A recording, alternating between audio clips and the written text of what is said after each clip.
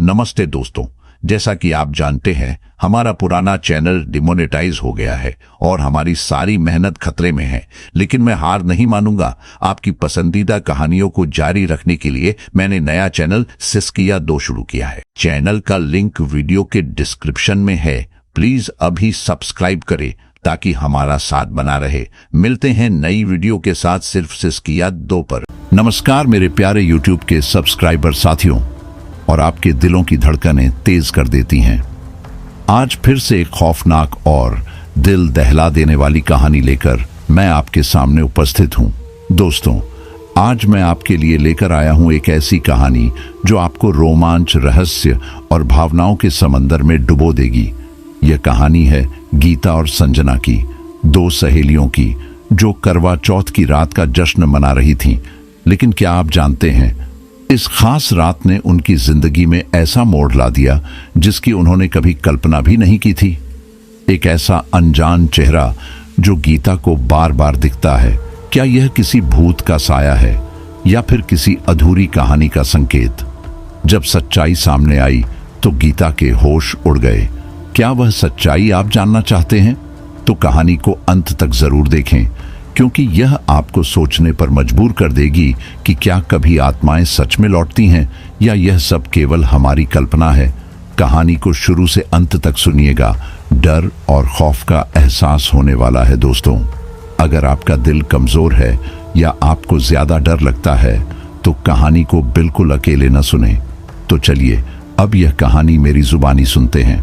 कहानी शुरू करने से पहले अगर आप हमारे साथ नए जुड़े हैं तो चैनल को सब्सक्राइब करके बेल आइकॉन को ऑन कर लीजिए ताकि हमारी हर अगली कहानी सीधे आप तक पहुंच सके।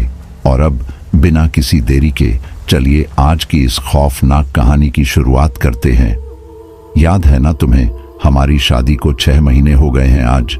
थके हारे ऑफिस से लौटे पति को चाय थमाते हुए गीता ने बड़े उत्साह से कहा। बड़ा ही फीका सा जवाब आया पंकज का। क्या कोई उत्साह ही नहीं है तुम्हें? गीता के लहजे में हल्की शिकायत थी। पंकज चाय पीता रहा। कुछ देर रुककर उसने कहा, आज मैंने खाना नहीं बनाया है, बाहर चलें? अब नहीं बनाया है तो जाना ही पड़ेगा ना। पंकज का जवाब बहुत ही रूखा था। क्यों? हमारी शादी को 6 महीने हो गए। इस खुशी में क्या बाहर खाना खाने भी नहीं जा सकते? मैं कहाँ मना कर रहा हूँ। वैसे भी शादी के इन 6 महीनों में हमने घर में कम और बाहर ही तो ज्यादा खाना खाया है। ठीक है, तो फिर घर पर ही बना लेती हूँ, नाक चढ़ाते हुए गीता बोली। ओफ हो गीता, कह तो दिया, चलो बाहर ही खा लेंगे। पर तुम खुशी से तो नहीं कह रहे ना? पंकज, तुम्हारे कहने में ही मजबूरी झलक रही है। इतना कम समय हुआ है हमारी शादी को, पर तुम्हारा लाड तो मेरे लिए जैसे खत्म ही हो गया है। ऐसा नहीं है, पर तुम यह भी नहीं समझती कि अभी मैं ऑफिस से लौटा हूं, थका हुआ हूं और कल फिर मुझे ऑफिस जाना है। वीकेंड होता तो बाहर जाने का सोच भी सकते थे, या फिर शादी की सालगिरह होती तो भी समझ में आता। पर यह तुम्हारा हर महीने शादी की तारीख पर बाहर खाना खाने जाने का फितूर मेरे गले नहीं उतरता। देखो, ठीक ही तो कह रही हूं, तुम्हारा प्यार चुक रहा है मेरे लिए। गीता रुआंसी हो गई। अब यह बातें छोड़ो, वैसे ही 9 बज रहे हैं। हम ऐसे ही बहस करते रहे तो होटल्स भी बंद हो जाएंगे और भूखे ही सोना पड़ेगा। चलो चले। एक दूसरे से बहस कर रहे, यूं तो वह खासी समझदार है, लेकिन नवविवाहित पति पत्नी के बीच ऐसी नोकझोंक आमतौर पर हो ही जाती है। दोनों ही एक दूसरे को समझने और अपने जैसा बनाने के प्रयास में लगे होते हैं। हुआ यूं कि इस बहस के बाद कार में बैठकर वे दोनों खाना खाने गए, पर न तो जाते समय और न ही आते समय दोनों ने कुछ खास बात की। उनके बीच की खामोशी को कम करने के लिए पंकज ने एफएम पर गाने लगा दिए थे।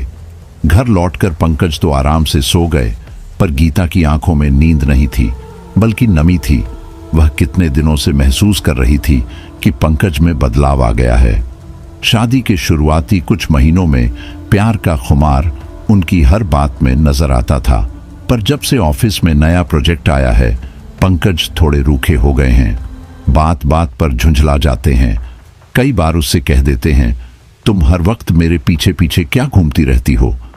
पहले तो यही सब उन्हें पसंद आता था, फिर अब क्या हुआ, किससे पूछे वह इस बारे में कि क्या शादी के 6 माह बाद ही पति इतने रूखे हो जाते हैं।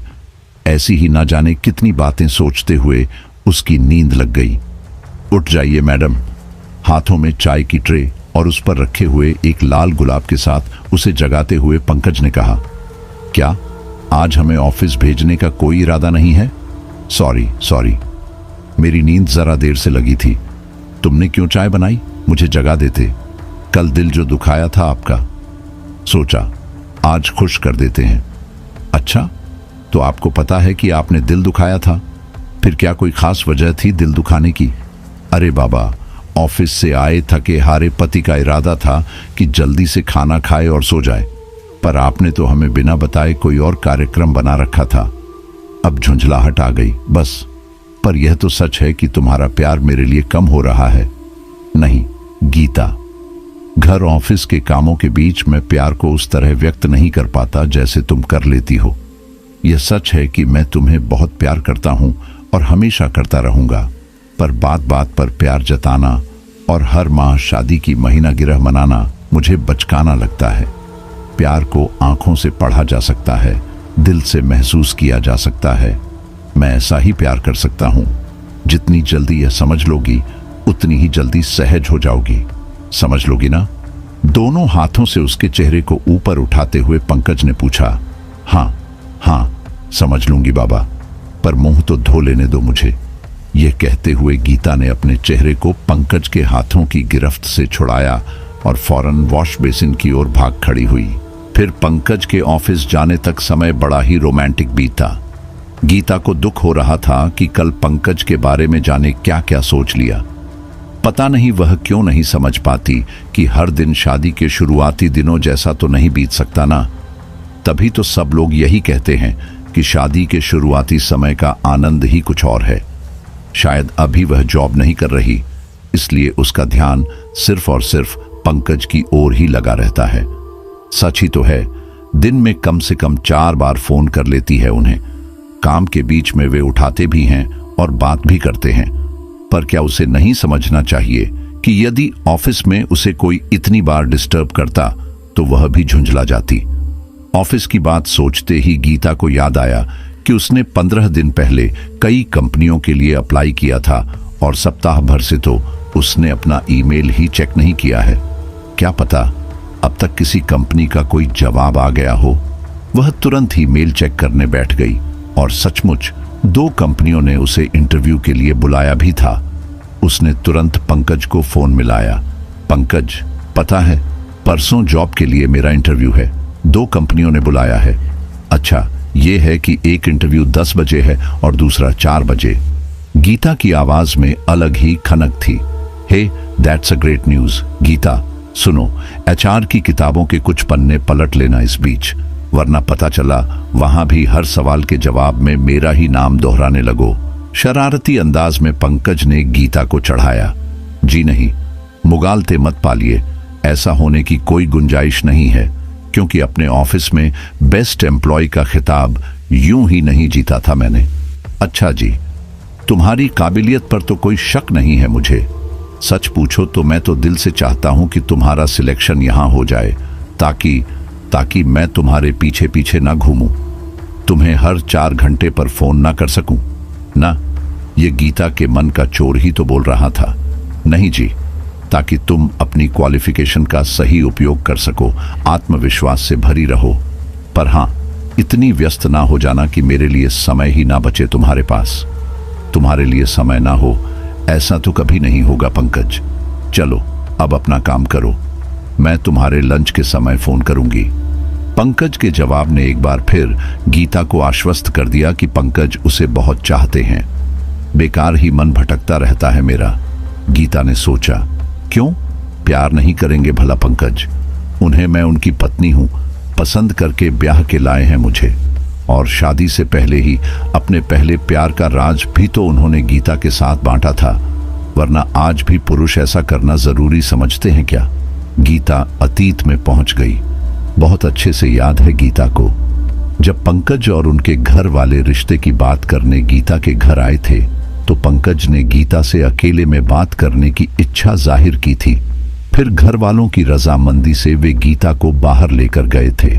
उन दोनों ने पहले तो होटल में कॉफी के साथ ब्राउनीज खाई और फिर होटल के गार्डन में साथ साथ घूमने लगे। हल्की फुल्की इधर उधर की बातचीत के बाद पंकज सीधे मुद्दे पर आ गए। गीता, मुझे और मेरे परिवार वालों को तुम पसंद हो, पर क्या तुम्हें यह रिश्ता पसंद है? गीता ने अपना सिर हिलाकर हामी भरी। पर मैं तुम्हें अपने बारे में एक सच बताना चाहता हूं, जिसका अंदाजा तो मेरे परिवार वालों को है, पर वे इसकी सच्चाई पूरी तरह नहीं जानते। गीता चुपचाप वह सच सुनने को तैयार हो गई। एमसीए के आखिरी साल में मैं और मेरी एक क्लासमेट कुछ ज्यादा ही करीब आ गए थे। हम एक दूसरे को पसंद करने लगे और शादी भी करना चाहते थे। चूंकि वे मेरे घर आती रहती थीं, इसलिए मेरे घर वालों को भी इस बात का अंदाजा था कि मैं उसे पसंद करता हूं, पर उन्होंने इस बारे में मुझसे कभी खुलकर नहीं पूछा। थोड़ा रुककर पंकज ने बताया, पहली नौकरी पाने के बाद जब मैं उसके माता पिता से मिला तो उन्होंने मुझे साफ कह दिया कि मैं उन्हें उनके दामाद के रूप में स्वीकार नहीं हूं, क्योंकि वे अपनी बेटी की शादी अपनी ही जाति के लड़के से करना चाहते थे। नैना उनकी जिद के आगे झुक गई और माता पिता की पसंद के लड़के से शादी करके यूएस चली गई। मेरा रिश्ता खत्म हो चुका है और उसके बारे में तुम्हें बताने का सिर्फ एक ही मकसद है कि मैं अपना विवाहित जीवन सच्चाई की नींव पर शुरू करना चाहता हूं। यदि मेरा सच जानने के बाद तुम इस रिश्ते से इनकार करोगी तब भी मुझे बुरा नहीं लगेगा और मैं तुम्हारे फैसले की पूरी कद्र करूंगा। कुछ देर तक दोनों के बीच सन्नाटा छाया रहा। तो क्या फैसला है तुम्हारा? बीती बातें तो बीत गईं।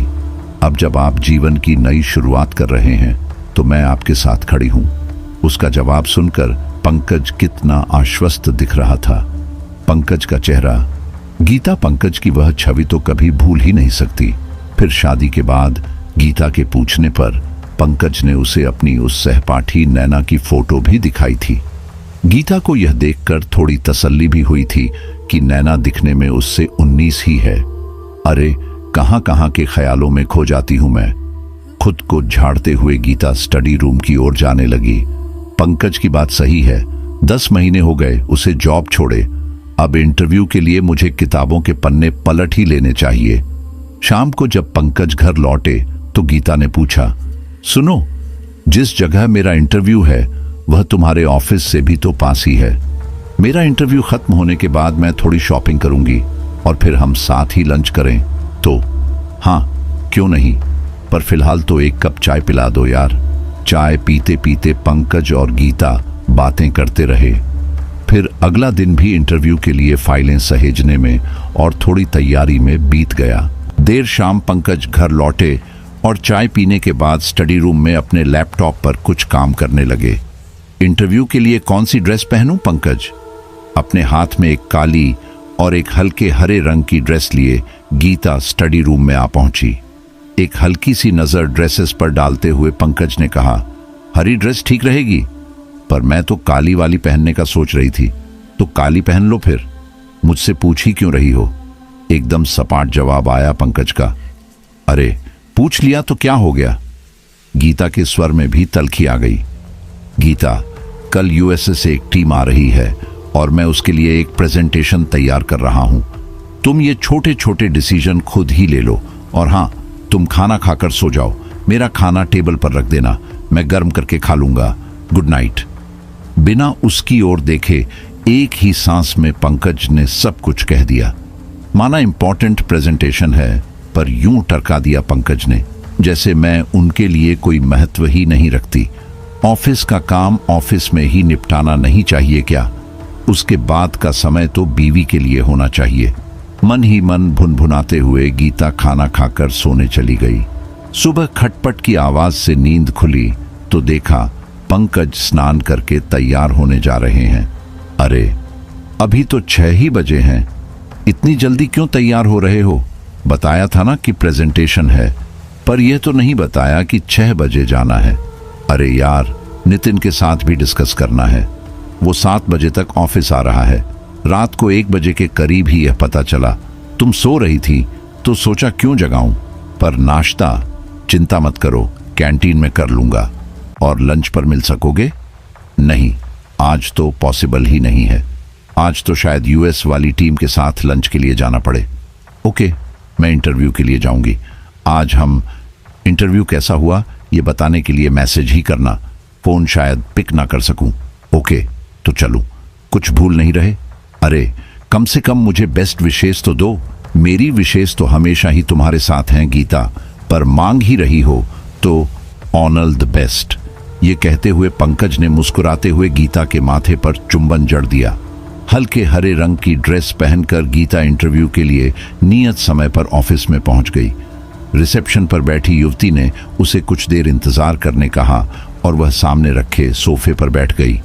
अरे पूजा, तुम यहाँ कैसे? अचानक वहां से गुजरती हुई एक युवती को रोककर उसने पूछा। हाय गीता, मैं यहाँ अपने ऑफिस के किसी काम के सिलसिले में आई थी। और तुम? इंटरव्यू देने। शादी के 10 महीने बाद नए शहर में नए जॉब के लिए इंटरव्यू देने। और तुम? नाउ, ऑफिस में सब कैसे हैं? सब मजे में हैं यार, पर हम सब तुम्हें मिस बहुत करते हैं। चल झूठी, इतने दिनों में कभी फोन तो किया नहीं। मुस्कुराहट के साथ साथ शिकायती भाव भी थे गीता के चेहरे पर। अरे फोन करते तभी मानती कि याद करते हैं। कह रही हूं याद करते हैं तो करते हैं, मान ले भाई। पूजा हंसते हुए बोली। हाँ यार, या तो मैं भी तुम लोगों को बहुत मिस करती रहती हूं, पर फोन नहीं कर पाती, है ना? पूजा की इस बात पर दोनों खुलकर हंस पड़ी। कब तक हो यहां? आज शाम की ट्रेन है गीता, पर मेरा काम खत्म हो गया है। तो सोच रही थी कि क्या करूं। थोड़ी देर इंतजार करो, मेरा इंटरव्यू हो जाएगा तो हम दोनों साथ साथ लंच करेंगे और गप्पे मारेंगे। या इट विल बी फन। पूजा भी गीता की उम्र की थी। काले रंग की वन पीस ड्रेस में वह सुंदर लग रही थी। अभी गीता और पूजा कुछ और बात कर ही पाती कि रिसेप्शनिस्ट ने गीता को आवाज दी। गीता, अब आप अंदर जा सकती हैं। रिसेप्शनिस्ट की आवाज सुनकर गीता पलटी और उसके इशारे पर अंदर जाने लगी। पूजा ने थम्स अप करके गीता को शुभकामनाएं दी। कोई 20 मिनट बाद गीता के बाहर निकलते ही पूजा ने पूछा, कैसा रहा इंटरव्यू? ठीक ही था, लेट्स सी क्या होता है। तो अब बता, कहाँ चले लंच के लिए? पास ही एक अच्छा सा इटालियन रेस्टोरेंट है। सुन, भूख तो जोरों की लगी है, पर मुझे होटल से चेकआउट भी करना है। मेरा होटल भी पास ही है। पहले तुम मुझे रेस्तरां दिखा दो, फिर जब तक तुम ऑर्डर दोगी मैं सामान लेकर सीधे ही वहां आ जाऊंगी। फिर गप्पे मारेंगे और मैं वहीं से स्टेशन निकल जाऊंगी। अरे हाँ, पंकज को तो पता भी है कि नहीं कि उनकी पत्नी कहाँ खाना खाने वाली है और किसके साथ घूम रही है। अरे वह तो खुद ही बहुत व्यस्त हैं आज, उन्हें तो यह बातें सुनने की भी फुर्सत नहीं है। मुस्कुराते हुए गीता ने जैसे मन का गुब्बार बाहर निकाल दिया। गीता और पूजा टैक्सी लेकर इटालियन रेस्तरां पहुंची। वहां गीता उतर गई और पूजा सामान लाने उसी टैक्सी में आगे निकल गई। चलो पंकज के साथ, नहीं तो पूजा के साथ सही। आज का समय यहां अच्छा बीत जाएगा, गीता ने मन ही मन सोचा। रेस्तरां में पहुंचकर गीता ने एकदम कॉर्नर की एक मेज चुनी और मेनू कार्ड पर नजर दौड़ाने लगी। उसने वेटर को ऑन ऑर्डर दिया और अकेली बैठी इधर उधर देखने लगी। अचानक उसकी नजरें एक जोड़े पर जाकर ठहर गईं, जो दूसरे छोर पर कॉर्नर की मेज पर बैठा था। अरे ये तो पंकज है। हाँ वही है, पर उनके साथ ये महिला कौन है? गीता अपनी मेज से उठकर दरवाजे की आड़ लेते हुए उस जोड़े के करीब पहुंची। वहां पंकज और उसके साथ बैठी महिला को देखकर वह सन्न रह गई। उसकी आंखों के आगे अंधेरा सा छाने लगा। किसी तरह से खुद को संभालते हुए गीता ने उन दोनों की ओर दोबारा नजर डाली। शक की कोई गुंजाइश ही नहीं बची। पंकज के साथ बैठी महिला तो नैना ही है। ओह, तो यह वजह है इनके रूखापन की। फिर लौट तो नहीं आई यह पंकज के जीवन में। अभी जाकर पूछती हूं। गीता के भीतर की पत्नी जाग गई, पर दूसरे ही पल उसने सोचा, नहीं नहीं, यहां तमाशा करना ठीक नहीं होगा। देखूं तो भला यह लोग क्या करते हैं। उन दोनों को देखते हुए न जाने कितनी बातें दिमाग में घूमती रहीं और गीता की आंखों से आंसू बह निकले। उसने तुरंत अपना मोबाइल निकाला और वहीं से उनकी तस्वीर ले ली। ओह, पूजा आती ही होगी। वह मुझे आंसुओं में डूबा ना देख ले, भला उसे क्यों मेरे निजी जीवन की जानकारी मिले। ये सोचते सोचते उसने जल्दी से रुमाल निकालकर आंसू पोंछे, खुद को संयत किया और वापस अपनी टेबल पर आकर बैठ गई। मन में तूफान उठ रहा था। जिंदगी तबाह होने को आई थी और इस बात को पूजा से छुपाते हुए लंच करना होगा। कहीं वह मेरे चेहरे पर यह भाव ना पड़ ले। कोई बहाना बनाकर निकल भी तो नहीं सकती। कम से कम खाना तो खाना ही होगा। खाना खाते ही घर निकल जाऊंगी। शाम को पंकज के लौटने पर ही सारी बातें करूंगी। पर दूसरे इंटरव्यू का क्या होगा? ऐसी मानसिक स्थिति में मैं अगला इंटरव्यू कैसे दे पाऊंगी? गीता ने अपने फोन पर तुरंत ही ईमेल लिखा और अपना दूसरा इंटरव्यू रीशेड्यूल करने की रिक्वेस्ट भेज दी। जैसे ही वेटर खाना रखने आया, गीता ने उससे बिल लाने को कहा और बिल भी पे कर दिया ताकि लंच खत्म होते ही वह घर जा सके। उसके लिए एक एक पल काटना मुश्किल हो रहा था। 2-4 मिनट ही गुजरे होंगे कि पूजा भी आ गई। अरे वाह, तुमने तो सारी तैयारी कर रखी है। बड़ी जोरों की भूख लगी है यार। पूजा ने सामान के नाम पर मौजूद अपने एकमात्र बैग के ऊपर अपना पर्स रखते हुए कहा, हाँ, मैं भी बस तुम्हारा ही इंतजार कर रही थी। जल्दी जल्दी खाना खाते हैं। जल्दी जल्दी क्यों? मेरे पास तो अभी बहुत वक्त है। अरे, तुम्हारे जाने के बाद पंकज का फोन आया था। हमारे कुछ रिश्तेदार 4-4:30 बजे तक आ रहे हैं। देखो ना, 2 तो बच ही रहे हैं। मुझे घर जाकर उनके आवभगत की थोड़ी तैयारी भी तो करनी होगी। गीता ने संयमित तरीके से अपने जल्दी जाने की भूमिका बांधी। अरे, तुम्हारे रिश्तेदार तो आने के पहले बड़ा कम नोटिस पीरियड देते हैं। हो जाता है कभी कभी। और मैं कौन सा अभी नौकरी कर रही हूं यार, हो जाएगा मैनेज। खाना खाते खाते दोनों बातें करती रहीं और गीता की नजरें बार बार उस कोने पर पड़ती रहीं जहां पंकज और नैना बैठे थे। बड़ी मुश्किल से जज्बात को रोके वह खुद को संभालती रही। तुम चाहो तो घर चलो, अभी तुम्हारी ट्रेन आने में वक्त है। गीता वहां से तुरंत उठना चाहती थी, इसलिए आखिरी कौर मुंह में लेते हुए उसने औपचारिकता निभाई। नहीं नहीं यार, वैसे ही तुम्हारे यहाँ मेहमान आ रहे हैं। मैं सीधे स्टेशन जाऊंगी, क्लॉक रूम में सामान रखूंगी और आसपास के मार्केट से थोड़ी शॉपिंग करूंगी। तब तक ट्रेन आने का समय भी हो जाएगा। तो निकले, पर बिल मैंने पे कर दिया है। यह तो गलत है। क्यों भला? भाई, हमारे शहर में आई हो तो ट्रीट तो हमें ही देनी चाहिए। और ऐसा ही सोच रही हो तो चलो वेटर की टिप तुम दे दो। गीता को खुद पर अचरज हुआ कि ऐसी परिस्थितियों में वह खुद को इतना बनावटी भी बनाए रख सकती है। पूजा ने विदा ली और गीता ने दूसरे इंटरव्यू में न जाकर सीधे घर का रुख किया। रास्ते में उसने फोन चेक किया तो देखा कि इंटरव्यू रीशेड्यूल करने की रिक्वेस्ट एक्सेप्ट हो गई है और इंटरव्यू 15 दिन बाद के लिए रीशेड्यूल हो गया है। घर पर घुसते ही अपने आंसुओं के सैलाब को रोक पाना उसके बस में न रहा। वह फूट फूट कर रोने लगी। फिर मन हुआ, क्यों ना पंकज को फोन लगाऊं और पूछूं कि कहाँ हो। फिर मन ने ही कहा, जब उसे परवाह नहीं और अब भी नैना के साथ घूमता फिरता है तो फोन लगाने से भी क्या फायदा। यूं लगा जैसे पल भर में पंकज फिर अजनबी हो गया है। नहीं रहेगी वह पंकज के साथ। वह उठी और सामान पैक करने के लिए बैग निकालने लगी। बिना बताए ही चली जाऊंगी, मैसेज कर दूंगी। बस उन्हें भी तो समझे कि उनकी मनमानी नहीं चलेगी। यदि इतने पाक साफ हैं और नैना से ही मिलना था तो बताकर मिलते। वह कोई मना थोड़े ही करती। चाय के कप के साथ गीता ने मोबाइल पंकज की ओर बढ़ाया और अपनी प्रश्नवाचक नजरें उस पर गड़ा दी।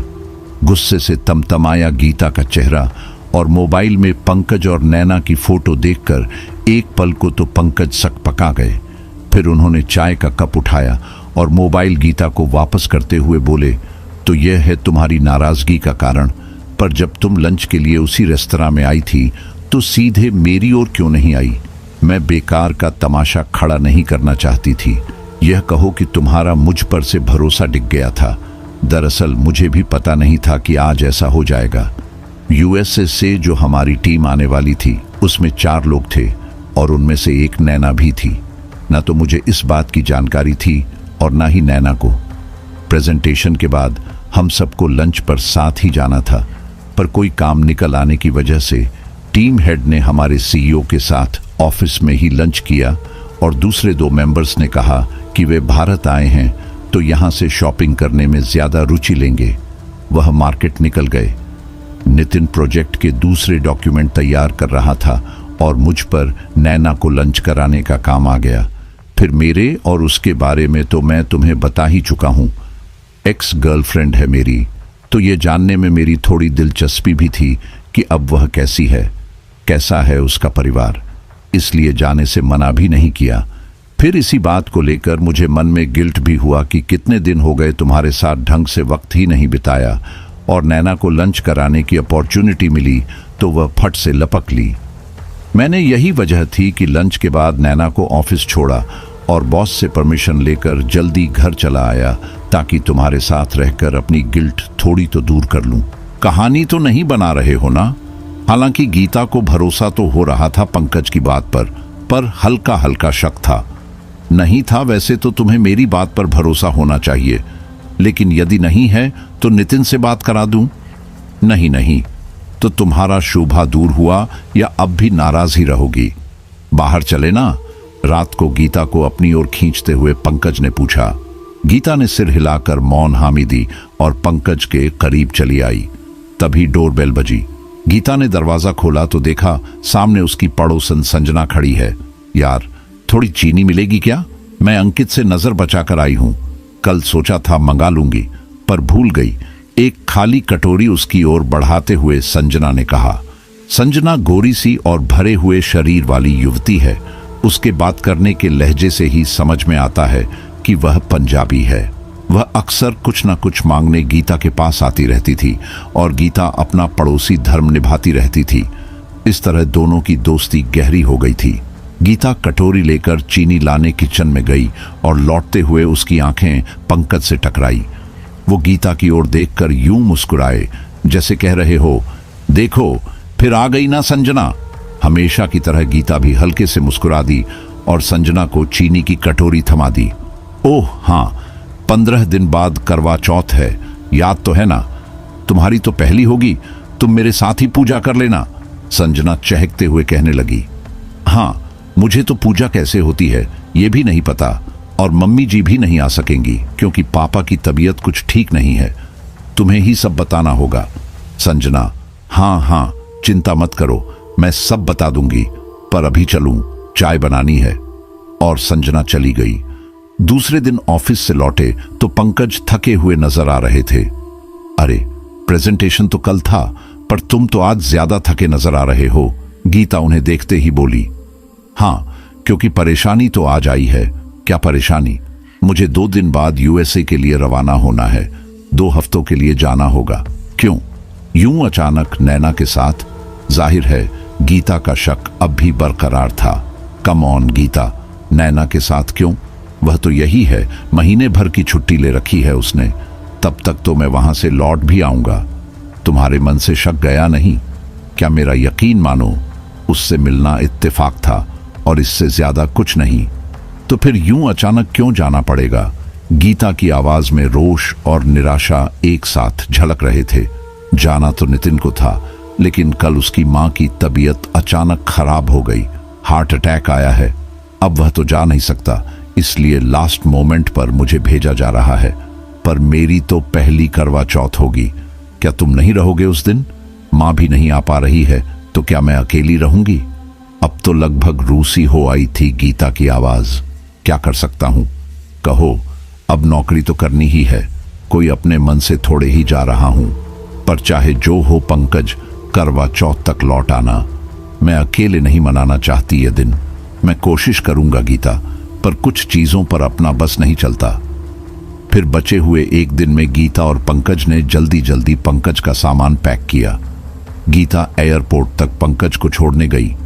वहां भी उसने पंकज से कहा, पंकज प्लीज कोशिश करना कि करवा चौथ तक आ जाओ। मैं तुम्हें बहुत मिस करूंगी। Take care. और पंकज चला गया। घर लौटी तो जैसे घर गीता को खाने दौड़ रहा था। बालकनी में खड़े होकर गीता यही सोच रही थी, जब पंकज पास होते हैं तो मैं कुछ न कुछ शिकायत करती रहती हूँ, शक करती रहती हूँ, लेकिन जब वे नहीं होते तो कितना प्यार आता है उन पर। अब वो लौटेंगे तो पक्का शिकायत करना छोड़ दूंगी।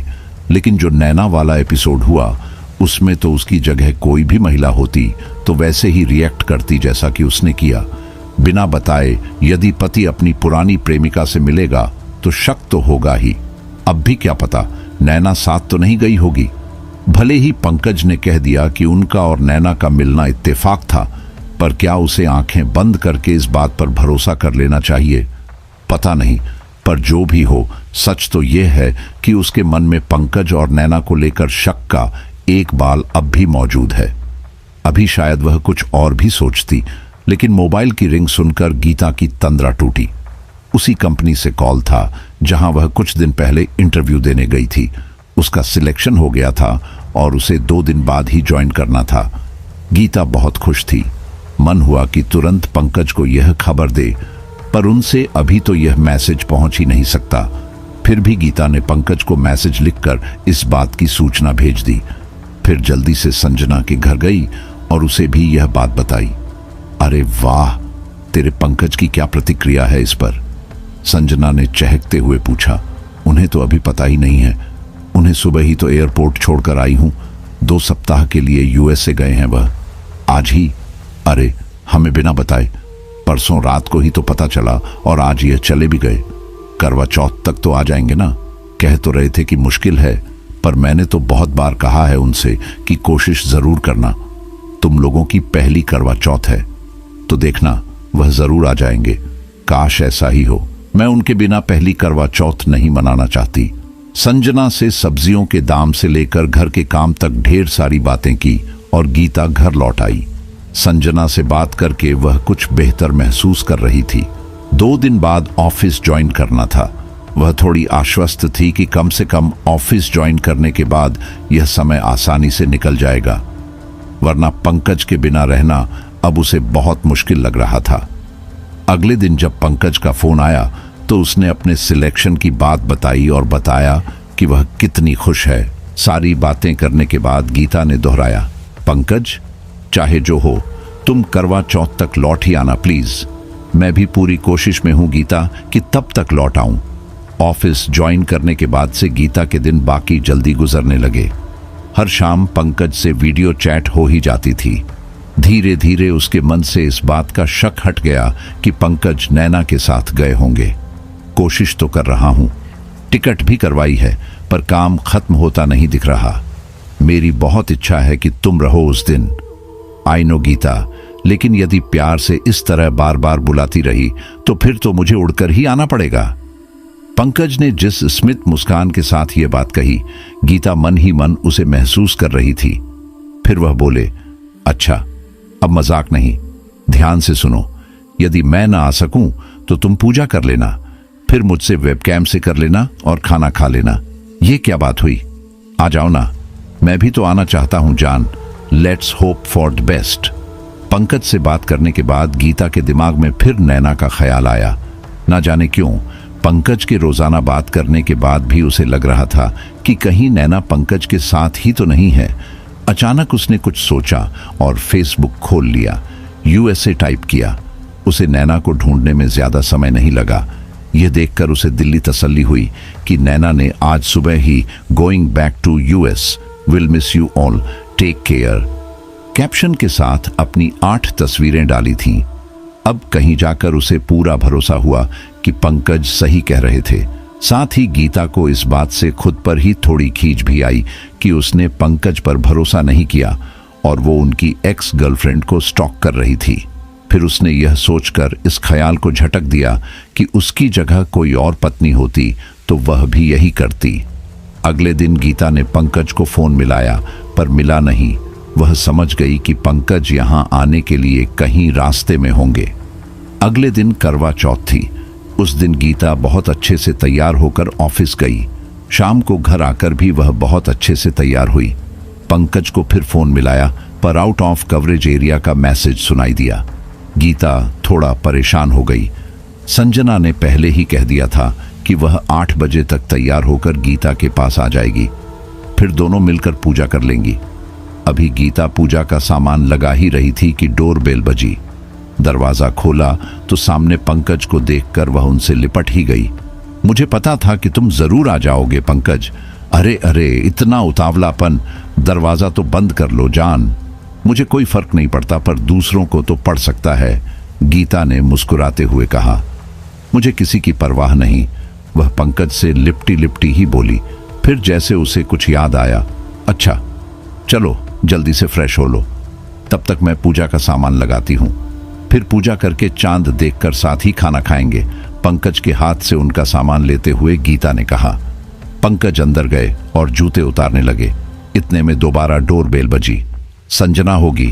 पंकज तुम जल्दी नहा लो, गीता ने दरवाजा खोलते हुए कहा। संजना ही थी। पता है पंकज आ गए हैं, गीता ने चहकते हुए कहा।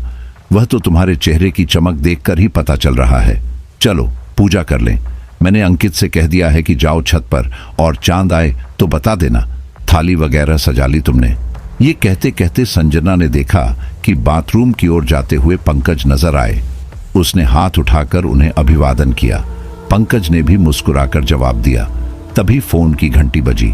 गीता ने दौड़कर फोन उठाया। क्या बात कर रहे हो? फ्लाइट डिले हो गई, कल आओगे? पर तुम तो यही हो। पंकज पंकज तुम तो यही हो? अच्छा, मुझे 2 मिनट बाद फोन करो। गीता हड़बड़ा गई थी।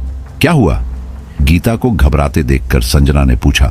पंकज का फोन है, कह रहे हैं उनकी फ्लाइट यूं तो आज रात 8 बजे पहुंचने वाली थी, पर डीले हो गई है और वह कल सुबह 8 बजे तक आ पाएंगे। कांपते हुए गीता एक सांस में कह गई। तो वह कौन है? संजना चीख पड़ी। गीता और संजना दोनों बाथरूम की ओर दौड़े। बाथरूम की लाइट चल रही थी, नल चल रहा था। दोनों ने पूरा घर छान लिया, पर वहां कोई नहीं था। अब तो गीता और संजना दोनों ही डर और घबराहट से कांप रहे थे। तुमने भी देखा था ना संजना?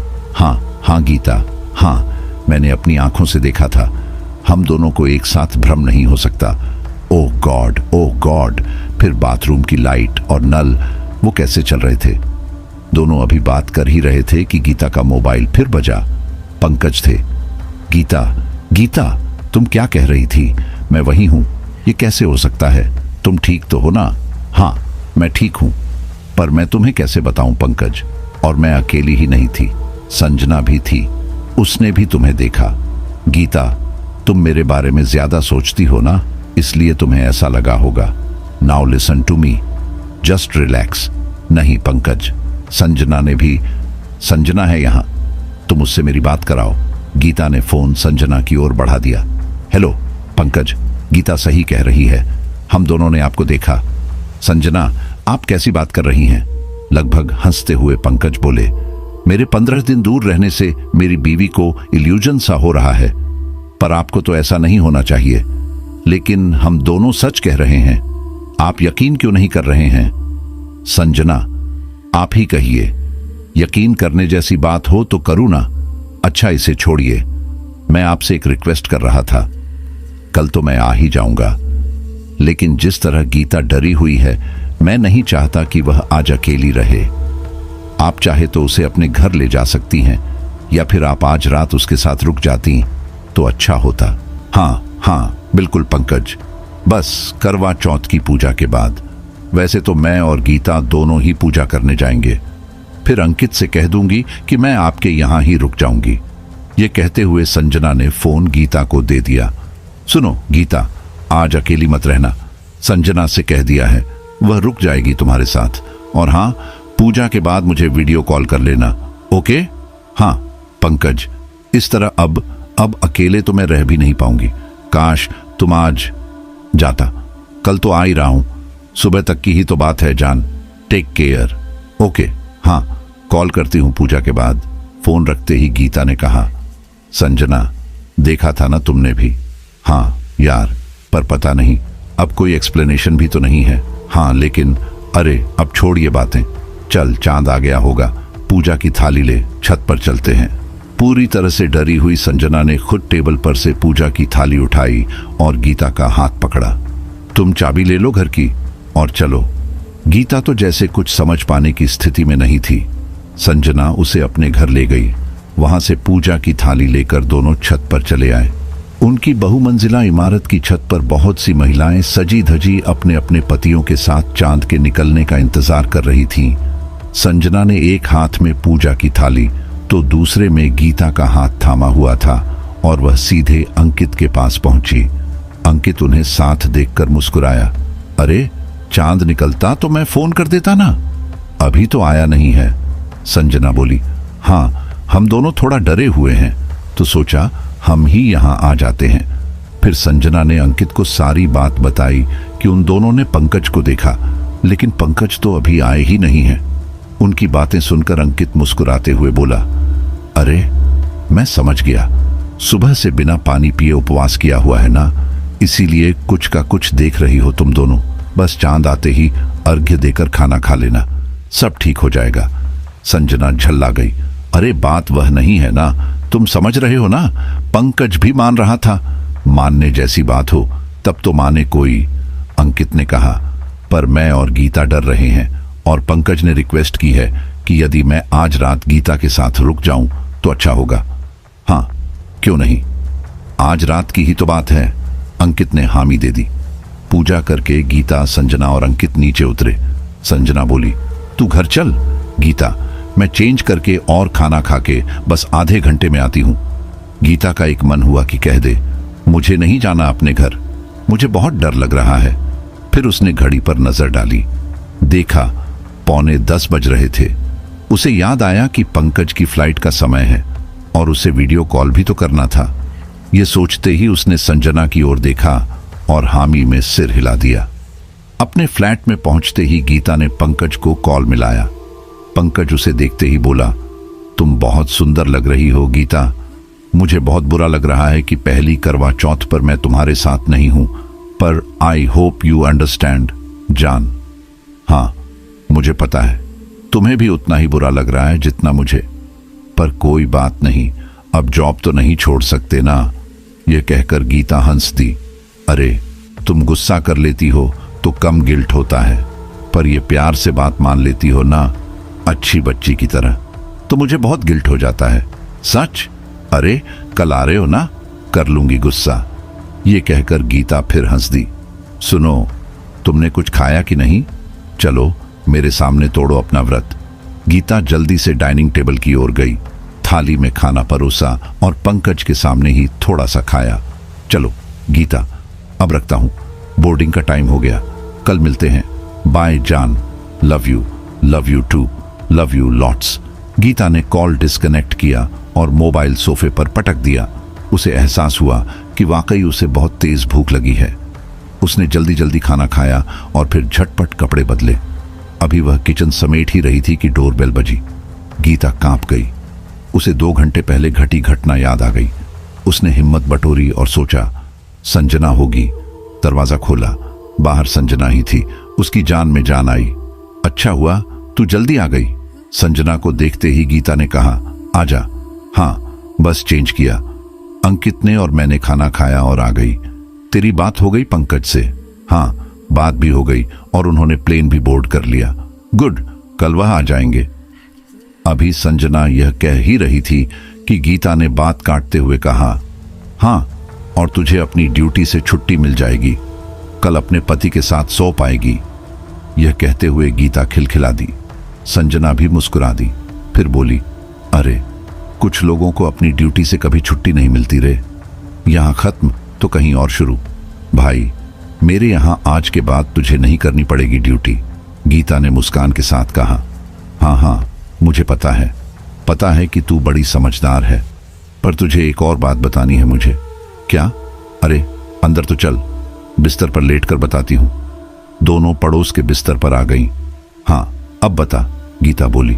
पता है, आज की घटना के बाद मुझे वह बात याद आई जो मेरी मेड ने मुझे बताई थी। किस घटना के बाद? कौन सी बात? अरे, वही जो हमने देखा और जिसे अंकित और पंकज मानने ही तैयार नहीं। पता है, मेरी मेड कह रही थी कि हमारे पड़ोस की जो बिल्डिंग है ना, उसकी 12वीं मंजिल पर एक कपल रहता था। संजना, रात को ऐसी बातें करके तू मुझे डरा मत। अरे, डरा नहीं रही हूं, और यह बात डरने वाली है भी नहीं। आगे तो सुन। उनकी शादी को 2-3 साल ही हुए थे और बीवी कंसीव नहीं कर पा रही थी। जब उन लोगों ने डॉक्टर को दिखाया तो पता चला कि प्रॉब्लम बीवी में ही थी। फिर गीता को आगे जानने की उत्सुकता हुई। हालांकि उसका पति उसे बहुत प्यार करता था, पर उसे न जाने क्यों अपने पति पर शक होने लगा। शायद अपनी कमी की वजह से दोनों में आए दिन झगड़े होने लगे, पर वह अलग नहीं हुए। फिर पत्नी ने कई बार अपने पति पर शक करते हुए कई आरोप भी लगाए, तलाक भी मांगा, लेकिन पति हर बार समझा लेता था। शायद अपनी पत्नी से बहुत प्यार करता था, पर पत्नी थी कि समझ तो जाती, लेकिन फिर वहीं लौट आती। फिर क्या हुआ? गीता ने पूछा। एक दिन न जाने क्यों पति का सब्र जवाब दे गया। उसने कहा, तुम्हें मुझ पर भरोसा नहीं है तो लो, मैं आज अपना जीवन खत्म ही कर लेता हूं। और वह अपने फ्लैट की विंडो पर चढ़ गया। 12वीं मंजिल की विंडो। उफ! गीता की सांस थम गई। उसे चढ़ता देख उसकी बीवी उसे पकड़ने आई। वह उसे मना लेना चाहती थी, सोच रही थी कि अब बिल्कुल भी शक नहीं करेगी अपने पति पर न जाने अचानक क्या हुआ कि अपने पति को पकड़ने की कोशिश में उसने और उसके पति दोनों ने संतुलन खो दिया और वहां से नीचे गिर गए। उफ! कितना दुखद है। गीता की आवाज में दर्द था। हाँ, पर कहते हैं उसके बाद से उसकी बीवी को आसपास की बिल्डिंग्स में देखते हैं लोग। खास तौर पर उन कई लोगों ने देखा है जिनके यहाँ कपल्स के बीच लड़ाई हो जाती है। संजना यह कहते हुए मुस्कुरा दी और बोली, शायद अपनी गलती किसी और को दोहराता देख वह कपल्स को समझाने आ जाती हो। संजना, तू रात को मुझे और मत डरा। वैसे भी मेरे पति तो पिछले 15 दिनों से है नहीं, तो लड़ाई कैसे होती? गीता की आवाज में डर भी था और शिकायत भी। तो उससे पहले लड़ी होगी। ये कहकर संजना हंस पड़ी। ऐ, चल सो जाते हैं, नहीं तो तू तो मेरा दम निकाल के ही दम लेगी। हाँ हाँ चल, मुझे भी नींद आ रही है, संजना ने जम्हाई लेते हुए कहा। और सुन, सुबह मुझे जल्दी जाना है घर। तुझे डिस्टर्ब किए बिना चली जाऊं तो डर मत जाना। जरा सी खटपट से मेरी नींद खुल जाती है। यार, तू उठेगी तो नींद अपने आप ही खुल जाएगी। दिन भर का निर्जल उपवास और उसके बाद खाना खाने के तुरंत बाद जैसी नींद आती है, बस वैसी ही नींद आ गई दोनों पड़ोसन को। सुबह गीता की नींद डोरबेल बजने से खुली। उसकी नजर बिस्तर के ठीक सामने लगी घड़ी पर पड़ी। 8 बज चुके थे। उसने बिस्तर पर अपने बगल में नजर डाली। संजना जा चुकी थी। उफ! आज उठने में बड़ी देर हो गई। ये सोचते ही उसे एहसास हुआ कि बाहर पंकज होंगे। तभी डोरबेल दोबारा बजी। गीता झटके से उठी और दरवाजा खोला। बाहर पंकज ही खड़े थे। अभी तक उठी नहीं हमारी बेगम? पंकज ने उसके उनींदे चेहरे को देखकर कहा। हाँ, बड़ी गहरी नींद आई। संजना भी कब चली गई पता ही नहीं चला। गीता बोली, चलो, नींद अच्छी आई, मतलब डर तो निकल गया तुम्हारा। पंकज अपना सामान अंदर लाते हुए बोले। हाँ चलो, मैं चाय चढ़ाती हूं। मैं समझ गया था कि तुम सो रही हो। मैंने सुबह एयरपोर्ट पर लैंड करते ही तुम्हें मैसेज किया था, पर तुमने देखा ही नहीं। ओह हाँ, कल तुमसे बात करने के बाद मैंने फोन देखा ही नहीं। ये कहते हुए गीता ने सोफे पर पड़ा फोन उठाया। उसमें कई अनपढ़े मैसेज थे। एक पंकज का था जो सुबह सुबह आया था, दूसरा संजना का था। संजना शायद मुझे जगाना नहीं चाहती थी, इसलिए उसने मैसेज डाल दिया होगा। ये सोचते हुए गीता ने स्क्रॉल किया। तभी उसका ध्यान गया कि संजना का मैसेज रात 10 बजे का था। वह एक सांस में मैसेज पढ़ गई। खाना खाते ही संजना को उल्टियां होने लगी थीं। यहाँ पास के हॉस्पिटल में उसे दिखाया तो डॉक्टर ने कहा कि उसे डिहाइड्रेशन हो गया है, सलाइन लगा दी है। वह रात भर हॉस्पिटल में ही रहेगी। मैं सुबह आपको उसकी तबीयत की खबर दूंगा। अंकित यह पढ़ते ही गीता के हाथ से मोबाइल छूटकर फर्श पर गिर पड़ा। आवाज से वह सहम उठी और धम्म से सोफे पर बैठ गई। अब उसे यह अच्छी तरह समझ में आ रहा था कि कौन था वह जो बार बार उससे मिलकर कुछ समझाने की कोशिश कर रहा था। तो दोस्तों, यह थी हमारी आज की कहानी। आपको हमारी आज की कहानी कैसी लगी कमेंट बॉक्स में कमेंट करके जरूर बताएं। बस आप अपना और अपने परिवार का ख्याल रखें, और अगर अभी तक चैनल को सब्सक्राइब नहीं किया है तो कृपया चैनल को सब्सक्राइब कर लीजिए।